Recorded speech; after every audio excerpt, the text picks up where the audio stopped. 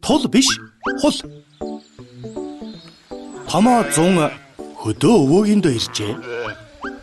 Хурга ишиг, араг савар, айраг тараг гээд өгöd тэрэнд шин, сонин, сонирхолтой санагдана. Нэг удаа эмээн тэрнийг саахалт айлаас айргийн хул аваад иргэж явууллаа. Томооч сонсмогцол гүйн одлоо. Замд нь үнэн зил таарав. Өглөөхөн цэвэрлсэн болохоор цэвэр цэмцгэр харагдана. Саахалтын наах нь гүүн зил таарлаа. Гүүн зилэн дээр гүү унгнууд байв. Гүүн зилэн дээгүр гიშгэж гардаггүй тул томоо холуур тойрон явлаа. Ийхүү саахалтын да амьсгаацаар орлоо. Эмээ, тол өгөөч гинэ. Юу гинэ? Амьсгаагаа дараад ахиад хэлдэ. Эмээ, тол өгөөч гинэ. Юу тол вэ?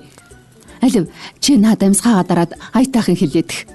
Нэг амьсгаагаар хэлэхэр чинь юу ойлгохгүй байна. Мэ энэ бүлийн цанаас суучих.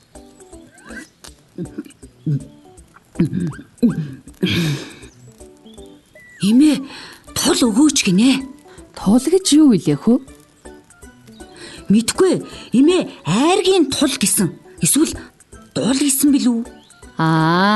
Айргийн хул уу? Тул гэж юм байхгүй штэ. Тийм, айргийн хул. За хөө. Айргийн хул гэж энэ шүү дээ. Харин энийг тагш гэдэг юм. Аль альныг мотор хийдэг юм да. Баярлаа. Удахгүй буцаагаад авчирнаа.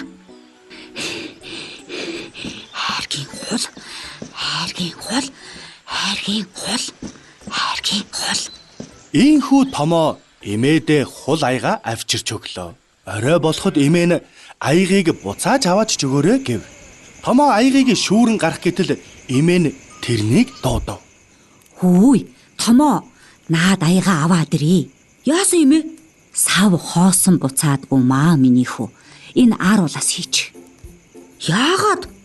Баярлснаа хэлж нэг нэгэндээ сайхан сэтгэлээ илэрхийлж байгаа юм шүү дээ. Ойлголоо эмээ. Энэ удаа томоо амьсгаагаа дараад үгээ тод зөв хэлхийг хичээлээ. Айргийн хулаа буцаагаад аваад ирлээ. Эмээ, баярлалаа гэсэн шүү. Ийхүү томоо аягаа өгөөд айраг бүлэгтэн тусаллаа. Айлын эгч тэрнийг хүнд тусалдаг сайн хүү байна гэд чихрээр шагнажээ.